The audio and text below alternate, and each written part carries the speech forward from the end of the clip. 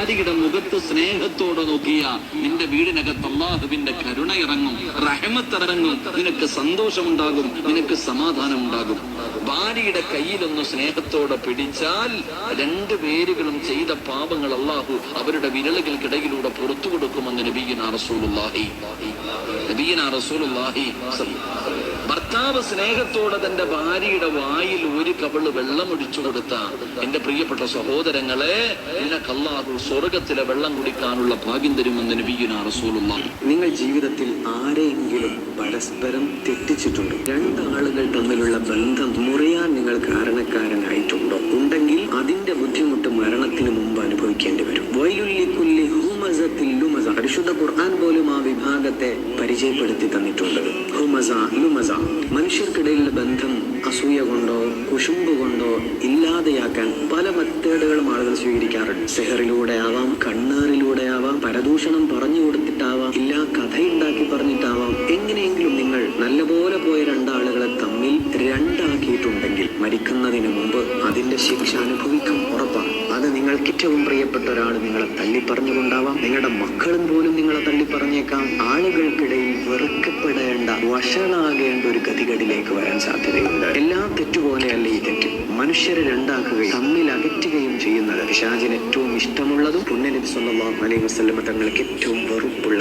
അല്ലാഹുവിന്റെ മുന്നിൽ ഏറ്റവും കൂടുതൽ പ്രതിഫലം കിട്ടുന്ന കാര്യം നിന്റെ ഭാര്യക്കും നിന്റെ മക്കൾക്കും നീ മേടിച്ചു കൊടുത്ത ഭക്ഷണം, നീ അവർക്ക് വേണ്ടി ചിലവഴിച്ച പൈസ, അതാണ് ഏറ്റവും കൂടുതൽ പ്രതിഫലം കിട്ടുന്ന സദഖയെന്ന് നബി മുഹമ്മദ് മുസ്തഫ. ഭാര്യ ഭർത്താവ് സംസാരിച്ചുകൊണ്ടേയിരിക്കണം, എന്നാൽ അവർക്കിടയിൽ സ്നേഹം വർദ്ധിക്കും. മാനവിക മൂല്യങ്ങൾ കൃത്യമായി പാലിക്കുന്ന മതമാണ് ഇസ്ലാം എന്ന് പറയുന്നത്. സംസാരിക്കണം ഭാര്യയും ഭർത്താവ്. ചില ഭർത്താക്കന്മാർ ഒന്നും മിണ്ടൂല, നല്ലോണം മിണ്ടണം അവരോട്. ആയിഷ ബീവി റളിയല്ലാഹു അൻഹ പറയുന്നുണ്ട്, എന്നോട് സംസാരിക്കാനായിട്ട് ഇശായിന് ശേഷം നബി സല്ലല്ലാഹു അലൈഹി വസല്ലം തങ്ങൾ സമയം കണ്ടെത്താറുണ്ട്. നമുക്ക് പിന്നെ റസൂലുള്ളാഹിനെ തിരക്കായോണ്ട് പിന്നെ സമയമില്ലല്ലോ. ചില ഭാര്യമാര് ഭർത്താവിനോട് ചോദിക്കേണ്ട ഗതികേടാണ്. എന്ത്? നിങ്ങൾ ശരിക്കും സത്യം പറയും. ഒരു കാര്യം ചോദിച്ചാൽ പറയാലോ, നിങ്ങൾ എന്നെയാണോ അന്ന് കല്യാണം കഴിച്ചത്, അല്ല മൊബൈലിലാണോ? അല്ല, മനസ്സിലാവാത്തോണ്ട് ചോദിക്കുന്നത്. ഭാര്യ എൻ്റെ മൊബൈൽ ആ ഫോണെല്ലാടെ മാറ്റി വെച്ച് ഓരോട് കിണങ്ങളാ വർത്താൻ, അതൊക്കെ കൂലിയുള്ള കാര്യമാണ്. വെറും നിസ്കാരം നോമ്പ് മാത്രമല്ല കൂലി. തിരിച്ചറിയണം, ഇസ്ലാം പഠിക്കണം, ജീവിതത്തിൽ കൊണ്ടുവരണം. കണ്ണേറ് പറ്റിയാലുള്ള അടയാളം ഇതാണ്. വല്ലാത്ത തളർച്ച സംഭവിക്കുന്നതാണ്, വല്ലാത്ത ക്ഷീണം വരുന്നതാണ്. ആ സമയത്തിൽ ആരുടെ ഒരു മൂല്യാരടുത്തേക്കും നമ്മൾ പോകണ്ട, ആരുടെ അരികിലേക്കും പോകണ്ട. ഹബീബാ നബി തങ്ങൾ നമുക്കതിന് മരുന്ന് പറഞ്ഞു തരുന്നുണ്ട് സല്ലല്ലാഹു അലൈഹി വസല്ലം. ഏതാണ് ആ മരുന്നെന്നറിയോ? എല്ലാവരും ഒന്ന് എഴുതി വെക്കണേ.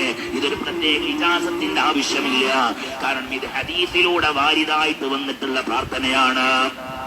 ഇത് ഹദീസിലൂടെ വാരിദായി വന്ന ദുആയാണ്. മറക്കല്ലേ. അഊദു ബികലിമാത്തില്ലാഹി താമ്മാതി മിൻ കുല്ലി ശൈത്വാനിൻ വഹാമ്മ വമിൻ കുല്ലി ഐനിൻ ലാമ്മ. അല്ലാഹുവേ നീ സ്വീകരിക്കണേ, അല്ലാഹ് പടച്ചവനെ നീ കബൂൽ ചെയ്യണേ. കണ്ണേറ്